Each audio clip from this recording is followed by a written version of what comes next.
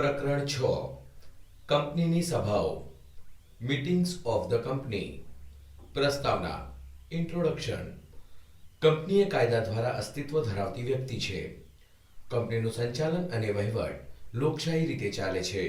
કંપનીની સુચારુ કામગીરી માટે જરૂરી તમામ નિર્ણયો કરવાની સત્તા કંપનીના શેરધારકોને છે. કંપનીના તમામ સભ્યો રોજબરોજની કામગીરી માટે હાજર રહી શકતા નથી. તેથી તેઓ કંપનીનું સંચાલન કરવા માટે ડિરેક્ટર્સ બહુમતીથી ચૂંટીને નિયુક્ત કરે છે. નવી સ્થપાયેલ કંપનીએ કંપની શરૂ કર્યા પછી પ્રથમ સામાન્ય સભા બોલાવવી અનિવાર્ય છે. જો કંપનીએ ડિબેન્ચર બહાર પાડ્યા હોય તો તેમના હિતોના રક્ષણ માટે ડિબેન્ચર ધારકોની પણ સભા બોલાવવી પડે છે. કંપની વિસર્જન સમયે પણ જરૂરી સભાઓ બોલાવી ચર્ચા વિચારણાઓ કરી આખરી નિર્ણયો લેવા પડે છે. આમ કંપનીની સ્થાપના થયા પછી રોજબરોજની કામગીરી, વાર્ષિક કામગીરી, વ્યૂહાત્મક નિર્ણયો વગેરેમાં કંપનીની વિવિધ સભાઓની કામગીરી ખૂબ જ મહત્વ ધરાવે છે.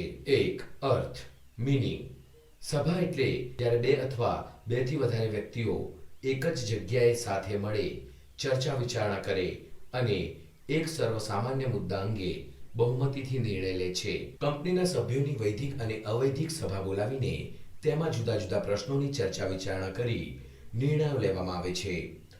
વૈધિક સભા ચોક્કસ તારીખે, ચોક્કસ સમયે, ચોક્કસ સ્થળે, ચોક્કસ મુદ્દાઓ અથવા એજન્ડા પર ચર્ચા વિચારણા કરી નિર્ણય લે તેવું કાર્ય. 2. કંપનીની સભાના પ્રકારો ટાઈપ્સ ઓફ કંપની મીટિંગ્સ કંપનીની સભાના વિવિધ પ્રકારો છે જે આ મુજબ દર્શાવી શકાય. કંપનીની સભાઓ શેરહોલ્ડર્સની સભા 1.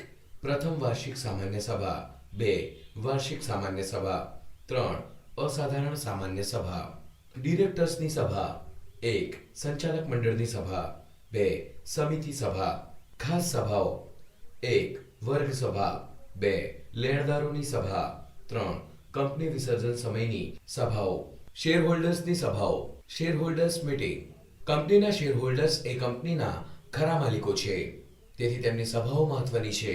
કંપની ધારા 2013માં તે અંગેની વિવિધ જોગવાઈઓ કરવામાં આવેલી છે. શેરહોલ્ડરોની આ પ્રમાણે સભાઓ થાય છે. 1.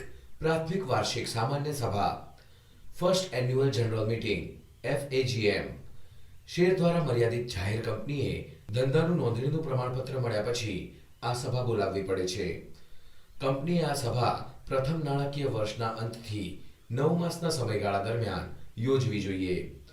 પ્રથમ વાર્ષિક સભા ન યોજવા બદલ જવાબદાર અધિકારી શિક્ષાપાત્ર બને છે. 2.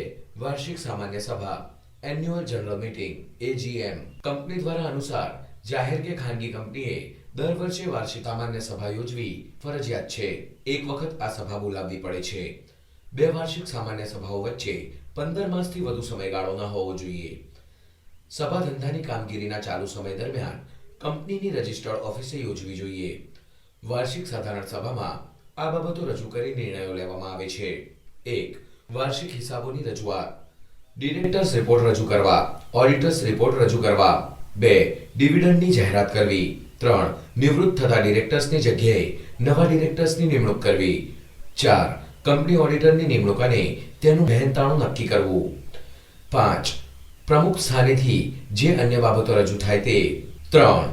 અસાધારણ સામાન્ય સભા extraordinary general meeting EGM company ધારા 2013માં આ અંગેની જોગવાઈઓ કરવામાં આવેલી છે. કંપની સંચાલક મંડળ આ સંજોગોમાં આવી સભા બોલાવી શકે છે. 1. શેરમૂડી ધરાવતી કંપનીમાં શેરમૂડીના 1 થી 10 કરતા ઓછા નહીં તેટલા સભ્યોએ માંગણી કરી હોય. 2. શેરમૂડી ન ધરાવતી કંપનીમાં તમામ સભ્યોના કુલ મતાધિકારના 1 થી 10 કરતા ઓછા નહીં તેટલા સભ્યોએ માંગણી કરી હોય. ડિરેક્ટર્સની સભા ડિરેક્ટર્સ મીટિંગ કંપનીમાં સંચાલન માટે ડિરેક્ટર્સની સભાઓ યોજવામાં આવે છે. બોર્ડ ઓફ ડિરેક્ટર્સની સભા અને કંપનીના વિવિધ કાર્યો સંદર્ભે રચવામાં આવતી સમિતિઓની સભાઓ યોજવામાં આવે છે. 1. બોર્ડ કે સંચાલક મંડળની સભા બોર્ડ મીટિંગ કંપનીની બાબતમાં બોર્ડ ઓફ ડિરેક્ટર્સ એટલે કંપનીના ડિરેક્ટર્સ સંચાલકોનો સામૂહિક એકમ છે, જેઓ કંપનીના સંચાલન અને વહીવટ પર દેખરેખ અને અંકુશ ધરાવે છે. કંપનીની સ્થાપના બાદ 30 દિવસમાં બોર્ડની પ્રથમ સભા બોલાવવી જોઈએ. ઓછામાં ઓછી 4 સભાઓ બોલાવવી જોઈએ. બોર્ડની સભા માટે બોર્ડના કુલ સભ્ય સંખ્યાના 13 અથવા 2 ડિરેક્ટર્સ, બેમાંથી જે વધારે હોય તે કાર્યસાધક સંખ્યા ગણાય છે. આજના આધુનિક ટેકનોલોજીકલ યુગમાં ડિરેક્ટર્સ વ્યક્તિગત રીતે સભામાં હાજર ન રહે તો વિડીયો કોન્ફરન્સથી કે અન્ય ઓડિયો વિઝ્યુઅલ સાધનોની પદ્ધતિથી સભામાં હાજરી આપી સહભાગી થઈ શકે છે. સભાના ડિરેક્ટર્સ વિવિધ મુદ્દાઓ પર ચર્ચા વિચારણા કરી બહુમતીથી નિર્ણયો કરી ઠરાવો પસાર કરે છે. 2. સમિતિ સભાઓ, કમિટી મીટિંગ. કંપનીમાં વિવિધ કાર્યો માટે જુદી જુદી સમિતિઓની રચના કરવામાં આવે છે. દાખલા તરીકે ખરીદ વેચાણ સમિતિ, નાણાં સમિતિ, નિકાસ સમિતિ, કાયદા સમિતિ, મોનિટરિંગ સમિતિ વગેરેની રચના કરવામાં આવે છે. સમિતિ પોતાને ફાળવેલ કામગીરી પ્રમાણે સમયાનુસાર સભા યોજે છે. અહીં સમિતિના સભ્યો વિસ્તૃત ચર્ચા વિચારણા કરી કંપનીના હિતમાં યોગ્ય નિર્ણય લે છે. ખાસ સભા, સ્પેશિયલ મીટિંગ. કંપનીમાં ખાસ સભાઓ વિશિષ્ટ કામગીરીને ધ્યાનમાં રાખીને બોલાવવામાં આવે છે, જે આ મુજબ છે. 1.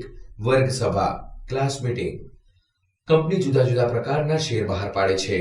આ દરેક પ્રકારના શેર હોલ્ડર્સના હકો અધિકારો વિશે નિયમન પત્રમાં જોગવાઈ હોય છે.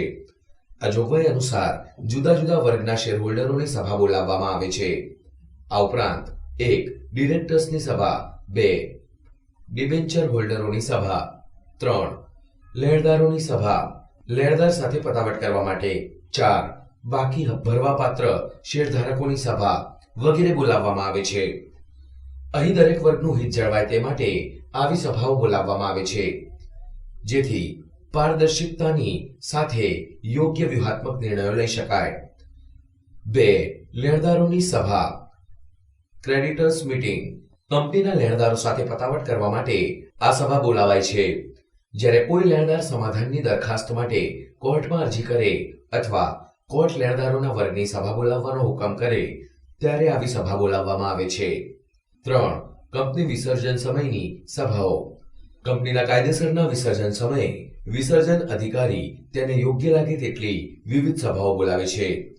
લેણદારોની સભા, બાકી હપ્તા ભરવાપાત્ર શેરધારકોની સભા વગેરે સભાઓ બોલાવે છે અને જરૂરી મુદ્દાઓ પર ચર્ચા વિચારણા કરી નિર્ણય લેવામાં આવે છે. સભાઓમાં પ્રયોજાતા વિશેષ શબ્દો. કંપની આ મુજબની સભાઓ યોજતી વખતે જુદા જુદા કાર્યો માટે ખાસ શબ્દોનો ઉપયોગ કરે છે. સભાની નોટિસ, સભાની કાર્યસૂચિ, સભાની ગણસંખ્યા, સભાના સભાપતિ, સભા નોંધ, મતદાન, પ્રતિતાધિકાર. 3. સભાની notice, notice of meeting. Earth: notice એટલે કંપનીની સભામાં હાજર રહેવા હકદાર સભ્યો માટે ડિરેક્ટર્સ કે અન્ય કોઈ વ્યક્તિને સભા અંગેની જાણકારી આપવા માટે કરવામાં આવતો લેખિત પરિપત્ર છે. હેતુઓ: 1. નોટિસમાં સભા અંગેની પ્રાથમિક માહિતી આપવા માટે. 2. આ નોટિસના આધારે સભ્યો સભામાં હાજર રહેવું કે નહીં તે નક્કી કરી શકે છે. 3. સભા અંગે કાર્યસૂચિ કે એજન્ડા આપવો. 4. સભામાં રજૂ થનારા ઠરાવની તરફેણ કે વિરુદ્ધમાં મત આપવો, તે અંગે સભ્ય નિર્ણય લઈ શકે તે માટે. 5. સભ્યને યોગ્ય સમય આપવા માટે. નોટિસની મુદ્દત: કંપનીએ કોઈપણ પ્રકારની સભા બોલાવતા પહેલા તેના સભ્યોને 21 દિવસ અગાઉ નોટિસ આપવી જરૂરી છે, જે લેખિત અથવા નક્કી કરેલ ઇલેક્ટ્રોનિક્સ માધ્યમથી પણ આપી શકાય છે. નોટિસની વિગતો: કંપનીએ તેની દરેક સભાની નોટિસમાં આ વિગતો દર્શાવવી જોઈએ. 1. સભાની તારીખ, દિવસ. 2. સભાનું સ્થળ. 3. સભાનો સમય. 4. સભામાં કરવાના કામકાજ અંગેની કાર્યસૂચિ. નોટિસ આપવા અંગેની સત્તા: કંપનીના ડિરેક્ટરોને સભા અંગેની નોટિસ માટેની મંજૂરી આપવાની સત્તા છે. કંપનીના સેક્રેટરી જ્યારે આવી નોટિસ પાઠવે ત્યારે નોટિસમાં બોર્ડના હુકમથી એવું લખાણ લખવું પડે છે. કંપનીમાં મેનેજિંગ ડિરેક્ટર્સને આ અંગે જરૂરી સત્તા આપવામાં આવેલી હોય તો પોતે પણ નોટિસ આપી શકે છે. જો કંપની લો બોર્ડ કે મધ્યસ્થ સરકાર સભા બોલાવે તો જે તે જવાબદાર અધિકારી તેમના વતીથી નોટિસ આપી શકે છે. સભાની નોટિસ કોને, ક્યાં અને કેવી રીતે આપવી? નોટિસ કોને આપવી? 1. સભાના દરેક સભ્યને તેમજ મૃત્યુ અને નાદાર પામેલ સભ્યના કાનૂની પ્રતિનિધિને. 2. કંપનીના ઓડિટર્સ, ગૌણ કંપનીના દરેક ડિરેક્ટર અને ઓડિટર્સને. 3. આવી નોટિસ મેળવવા હકદાર કોઈ પણ વ્યક્તિને. 4. સંયુક્ત નામથી શેર ધરાવતા હોય તેવા કિસ્સામાં સભ્યપત્રકમાં જેનું નામ પ્રથમ હોય તેને. નોટિસ ક્યાં આપવી? કંપનીની રજિસ્ટર્ડ ઓફિસે શેરહોલ્ડર્સના નોંધાયેલા સરનામે નોટિસ મોકલવામાં આવે છે. નોટિસ કેવી રીતે આપી શકાય? 1. ટપાલ દ્વારા. 2. સ્થાનિક વર્તમાનપત્રમાં જાહેર નોટિસ દ્વારા. 3. સભાની નોટિસ હાથોહાથ આપી શકાય. સભાની નોટિસ અંગે સેક્રેટરીની ફરજો. 1. સભામાં હાજર રહેવા હકદાર દરેક સભ્યને 21 દિવસ પહેલા નોટિસ મોકલી આપવી. 2. સભાની નોટિસનો નમૂનો તૈયાર કરવો. 3. વાર્ષિક સામાન્ય સભાની નોટિસ સાથે વાર્ષિક હિસાબોની નકલ, ડિરેક્ટર્સનો રિપોર્ટ, ઓડિટરનો રિપોર્ટ, ચેરમેનશ્રીનું નિવેદન, પ્રવચનની કોપી વગેરે મોકલી આપવી. 4.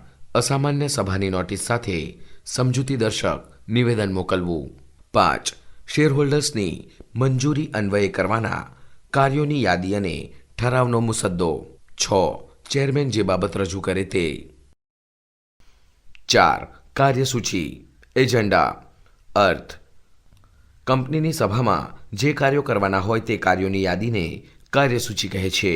એટલે કે સભામાં જે કાર્યો હાથ ધરવાના હોય તેનો ક્રમ દર્શાવે છે. તેને સભાના એજન્ડા તરીકે ઓળખવામાં આવે છે. હેતુઓ: કંપની તેની જે તે સભાના સભ્યોને નોટિસ સાથે આ કાર્યસૂચિ મોકલે છે, જેથી સભામાં કયા કાર્યો હાથ ધરવાના છે તેની માહિતી સભ્યને મળે છે. સભ્ય પોતાના અભિપ્રાય અંગે ચર્ચા વિચારણા કરી શકે છે, જેથી સભાની કાર્યવાહી સરળતાથી ક્રમશઃ પૂર્ણ થઈ શકે છે અને કોઈ મહત્વનું કાર્ય બાકી રહી જતું નથી કે બેવડાતું નથી. મહત્વ: 1. કાર્યસૂચિ પ્રમાણે કાર્ય હાથ ધરી શકાય. 2. ક્રમશઃ કાર્યો કરવાની સરળતા રહે અને એકબીજા સાથે જોડાયેલા કાર્યોને સંકલિત કરી શકાય. 3. સભા દરમિયાન ચેરમેન અને સેક્રેટરી કાર્યસૂચિ પર પોતાની નોંધ રાખે છે. સેક્રેટરીની ફરજો: 1. કંપનીના સંચાલક મંડળ સાથે ચર્ચા વિચારણા કરી કાર્યસૂચિ તૈયાર કરવી. 2. કાર્યસૂચિની પદ્ધતિ નક્કી કરવી. 3. સભા ચાલુ હોય તે સમય દરમિયાન કાર્યસૂચિમાં દર્શાવેલ કાર્ય અંગે થયેલ કાર્યવાહીની નોંધ કરવી. 4. મહત્વની બાબત અંગે સભાનું ધ્યાન દોરવું. 5. સભા માટે કાનૂની બાબતો અંગે ધ્યાન દોરવું. 6. બેઠક વ્યવસ્થા ગોઠવવી. એજન્ડા અંગે સભ્યો જે વિગતો માંગે તે આપવી. હાજર સભ્યોની સહી લેવી અને મુસદ્દાઓમાં જરૂરી ફેરફારો કરી આખરી ઠરાવો કરવા અને તેની મંજૂરી લેવી. 7. સભ્યોનો આભાર માનવો. 5. સભાની ગણ સંખ્યા, ઓરમ ઓફ મીટિંગ. અર્થ: કંપનીની સભાના કામકાજ માટે ઓછામાં ઓછા અમુક સભ્યોની હાજરી જરૂરી છે, જેથી સભાની કામગીરીને કાયદેસર ગણી શકાય. તેને ગણ સંખ્યા, કાર્યસાધક સંખ્યા કે કોરમ તરીકે ઓળખવામાં આવે છે. આજના કમ્પ્યુટર ઇન્ટરનેટ ટેકનોલોજીના આધુનિક યુગમાં વિડીયો કોન્ફરન્સ કે અન્ય ઓડિયો વિઝ્યુઅલ માધ્યમોથી ડિરેક્ટર્સની સભામાં ડિરેક્ટર્સની હાજરીને કોરમ ગણી લેવામાં આવે છે.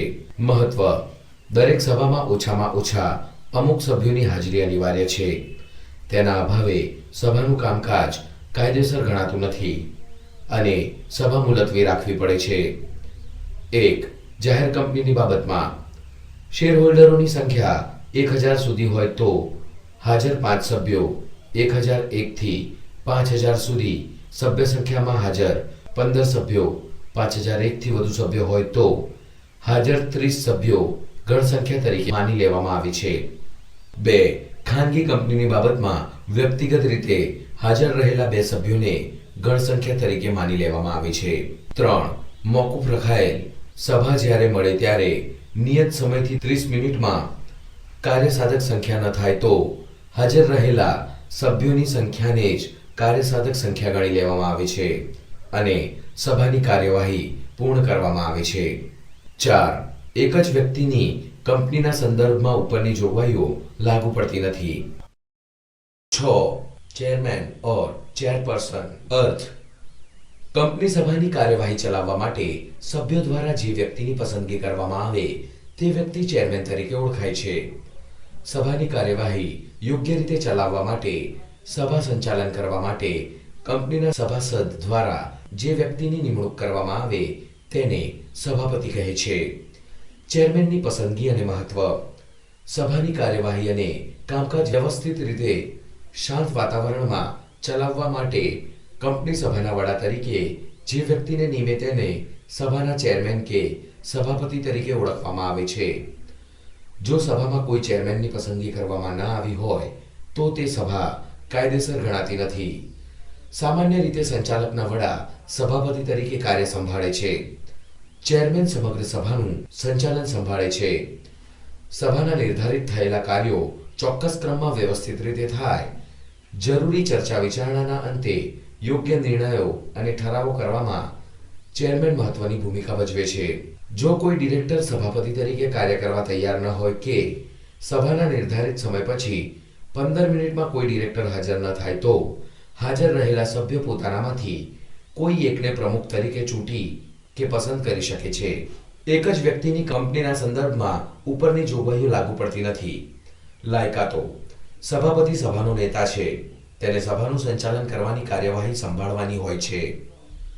એજન્ડા પ્રમાણે કાર્ય પૂર્ણ થાય, પુખ્ત ચર્ચા વિચારણાને અંતે નિર્ણય ઠરાવો થાય તે અંગેનો તેની પાસે પૂરતો અનુભવ હોવો જોઈએ. આથી સભાપતિમાં અમુક લાયકાતો હોવી આવશ્યક છે, જે આ પ્રમાણે દર્શાવી શકાય. 1. ચેરમેનને સત્તા ફરજો જવાબદારીની જાણકારી હોવી જોઈએ. 2. કંપનીની સભા સંચાલનનો વાસ્તવિક અનુભવ હોવો જોઈએ. 3. કંપનીના નિયમનપત્ર અને કાયદાકીય બાબતોની જાણકારી હોવી જોઈએ. 4. તણાવ અને સંઘર્ષ સંચાલનની આવડત હોવી જોઈએ. 5. પ્રતિભાશાળી વ્યક્તિત્વ હોવું જોઈએ. 6. અર્થકરણ, કંપની, પ્રગતિ, વિકાસ અને વેપાર અંગેની માહિતી હોવી જોઈએ. સભાપતિની સત્તાઓ. Powers of chairman. કંપનીની સભાઓમાં વ્યવસ્થિત કામગીરી થાય તે માટે ચેરમેન શ્રીને વિશિષ્ટ સત્તાઓ આપવામાં આવેલ છે, જે આ મુજબ છે. 1. દરેક સભ્યને સભામાં બોલાવવાની તક આપવાની, મહત્વના મુદ્દાઓ પર કોને કયા ક્રમમાં રજૂઆત કરવા દેવી તે અંગેનો નિર્ણય કરવાની સત્તા. 2. જે વ્યક્તિને સભામાં હાજર રહેવાનો અધિકાર નથી તેવી વ્યક્તિ જો સભામાં હાજર રહે તો તેને સભામાંથી બહાર કાઢવાની સત્તા છે. 3. જ્યારે કોઈ સભ્ય કોઈ બાબત અંગે રજૂઆત કરતો હોય ત્યારે બીજા સભ્યો તેની સામે વાંધો દર્શાવે, વિરોધ કરે કે ટીકા કરે તે સમયે સત્ય શોધી છેવટનો નિર્ણય કરવાની સત્તા. 4. સભામાં અયોગ્ય, અભદ્ર ભાષાનો ઉપયોગ કરતા સભ્યને સમજાવવો અને જો ન માને તો સભામાંથી તેને દૂર કરવાની સત્તા છે. 5. ગેરકાનૂની, અયોગ્ય કે ખોટી બાબતો રેકોર્ડ પરથી દૂર કરવાની સત્તા. 6. સભામાં સભ્ય અયોગ્ય વર્તન કરે, સભા ચલાવવામાં અવરોધ ઊભો કરે તેવા સંજોગોમાં યોગ્ય કારણસર સભા મુલતવી રાખવાની સત્તા છે. 7. સભામાં કોઈ મુદ્દા પર મતદાન કરવાનું હોય, સભ્યો મતદાન કરે અને જો તરફેણ વિરુદ્ધમાં સરખા મત પડે તેવા સંજોગોમાં પોતાના મતનો ઉપયોગ કરી શકે છે. સભાપતિની ફરજો. સભા સંચાલન યોગ્ય અને સુચારુ રીતે થાય તે માટે આ ફરજો છે. 1.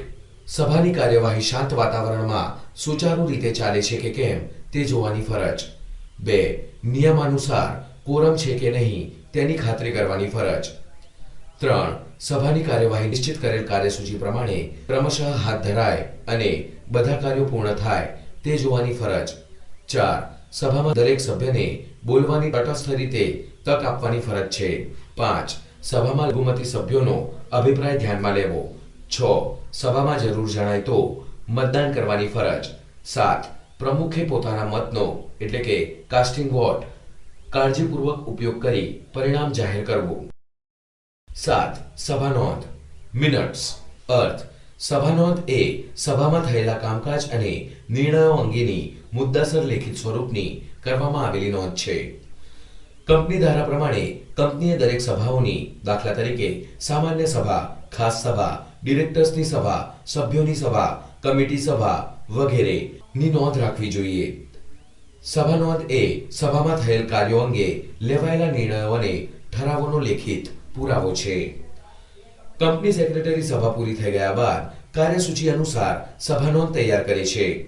સભા નોંધ પરથી સભામાં ઉપસ્થિત રહેલ સભ્યોની હાજરી અંગેની માહિતી મળે છે. હેતુઓ: 1. સભામાં હાજર રહેનાર સભ્યોની વિગતો મેળવવી. 2. સભામાં રજૂ થયેલા પ્રસ્તાવો, ચર્ચા અને લેવાયેલા નિર્ણયો તેમજ ઠરાવોની જાણકારી મેળવવી. 3. લેખિત પુરાવા તરીકે ભવિષ્યમાં ઉપયોગ કરવો. 4. ચેરમેન સ્થાનેથી રજૂ કરવામાં આવેલ બાબતોનો ખ્યાલ આપે છે. સભા નોંધમાં સમાવાતી વિગતો. સભા નોંધમાં આ વિગતોનો સમાવેશ કરવામાં આવે છે. 1. સભાની તારીખ, સમય, પ્રકાર અને સ્થળ. 2. સભામાં હાજર રહેલા ડિરેક્ટર્સ અથવા સભ્યોના નામ અને હોદ્દાઓ. 3. કોઈ અધિકારીની સભામાં થયેલ નિમણૂકની વિગત. 4. સભા કાર્યવાહીની યોગ્ય માહિતી, દાખલા તરીકે રજૂ થયેલ પ્રસ્તાવો, પ્રસ્તાવને ટેકો આપનાર અને ચર્ચાને અંતે થયેલા ઠરાવની સંક્ષિપ્ત વિગત. 5. સભામાં જે ઠરાવો થયા હોય તેનો વિરોધ કરનાર સભ્યોના નામ. 6. સભ્યની ચેરમેનશ્રીની કાર્યવાહીની સંપૂર્ણ વિગત. 8. મતદાન, વોટિંગ. ભારતીય કંપની ધારા પ્રમાણે કંપનીની સભામાં નિર્ણયો કે ઠરાવો સભ્યોની બહુમતીથી લેવાય તે અનિવાર્ય છે. તેથી સભ્યો દ્વારા કોઈ મુદ્દા પર તેમનો મત જાણવો જરૂરી બને છે. સભ્યો જાણવા માટે મતદાનનો ઉપયોગ કરવામાં આવે છે, જેથી કેટલા સભ્યો જે તે ઠરાવની તરફેણમાં છે અને કેટલા સભ્યો જે તે ઠરાવની વિરુદ્ધમાં છે તે જાણી તેના આધારે સભાપતિ નિર્ણય લઈ શકે છે. મતદાનનો અધિકાર ધરાવતા સભ્યોને મતદાન કરવાની છૂટ આપવામાં આવે છે. કંપનીની સભામાં આ મુજબ વિવિધ પદ્ધતિઓ મતદાન માટે ઉપયોગમાં લેવામાં આવે છે. 1. હાથ દેખાડ, પ્રદર્શન, હાથ ઊંચો કરીને મતદાન. 2. અવાજ દ્વારા મતદાન. 3. પોલ દ્વારા મતદાન. 4. ઇલેક્ટ્રોનિક સાધનોથી મતદાન. 5. ટપાલથી મતદાન. 6. સભાગૃહના વિભાજન દ્વારા મતદાન. મતાધિકાર પર નિયંત્રણ, restriction on voting rights. Company પોતાના નિયમન પત્રમાં જોગવાઈ કરી કોઈ સભ્યના મતાધિકાર પર આ સંજોગોમાં નિયંત્રણ મૂકી શકે છે. 1. કંપનીના સભ્યના નામે નોંધાયેલા શેરની બાબતમાં શેરના બાકી હપ્તાના નાણાં ભરપાઈ કર્યા ન હોય. 2. કંપની સભ્યના શેર પર પોતે લિયન ધરાવતી હોય ત્યારે મતાધિકાર પર નિયંત્રણ મૂકી શકે છે. 9. પ્રતિનિધિકાર, પ્રોક્સી. અર્થ: કંપનીની દરેક સભામાં બધા શેર હોલ્ડર્સ હાજર રહી શકતા નથી, તેથી તેઓ સભામાં પોતાના વતી બીજી વ્યક્તિને હાજર રહેવા અને મત આપવાનો લેખિત અધિકાર આપે છે. આવી વ્યક્તિ પ્રતિનિધિકારી કે પ્રોક્સી કહેવાય છે. આ પ્રોક્સી તરીકે જે વ્યક્તિ નિમાય છે તે કંપનીનો સભ્ય હોય તેવું જરૂરી નથી. પ્રોક્સીને સભામાં બોલવાનો હક નથી, પરંતુ પોલ દ્વારા મતદાનમાં ભાગ લઈ શકે છે. હેતુ: કંપનીનો કોઈ સભ્ય કંપનીએ બોલાવેલ કોઈ સભામાં હાજર રહી શકે તેમ ન હોય ત્યારે તે પોતાની જગ્યાએ બીજી વ્યક્તિને હાજર રાખી શકે અને મતદાન થતા મત આપી શકે. કંપની ધારાની મહત્વની જોગવાઈઓ. કંપનીની સભામાં હાજર રહેવાનો હક ધરાવનાર કોઈ પણ વ્યક્તિ પ્રોક્સી તરીકે અન્ય વ્યક્તિની નિમણૂક કરી શકે છે. 1. પ્રોક્સીને સભામાં બોલવાનો હક પ્રાપ્ત થતો નથી, પરંતુ પોલ દ્વારા મતદાન કરી શકે છે. 2. જે વ્યક્તિની નિમણૂક થઈ હોય તે વધુમાં વધુ 50 સભ્યો વતી કાર્ય કરી શકે છે. 3. સભ્ય સભાના 48 કલાક પહેલા પ્રોક્સીની નિમણૂકનું ફોર્મ જરૂરી દસ્તાવેજો સાથે રજૂ કરવું પડે છે. 4. સગીરને પ્રોક્સી તરીકે નિમણૂક આપી શકાય નહીં. 5. એક જ વ્યક્તિની કંપનીના સંદર્ભમાં ઉપરની જોગવાઈઓ લાગુ પડતી નથી. પ્રોક્સી અંગેની સેક્રેટરીની ફરજો. 1. પ્રોક્સીની નિમણૂક અંગેના ફોર્મ એકત્ર કરવા અને તપાસવા. 2. ફોર્મમાં ફોર્મ મળ્યા તારીખ, સમય, સ્થળ, સ્ટેમ્પ, સહી અને સભ્યનું કાયદેસરપણું તપાસવું. 3. પ્રોક્સીની નિમણૂકની યાદી તૈયાર કરવી, જેમાં સભ્યનું નામ, પ્રોક્સીનું નામ, શેરની સંખ્યા, મતની સંખ્યા વગેરેની નોંધ રાખવી. 4. પ્રોક્સી નિમણૂકના ફોર્મ સમયસર ન મળ્યા હોય તો રદ કરવા. 5. પ્રોક્સી પોતાનો હક યોગ્ય કાયદેસર રીતે નિયમન પત્રની જોગવાઈ અનુસાર કરે તે જોવાની ફરજ.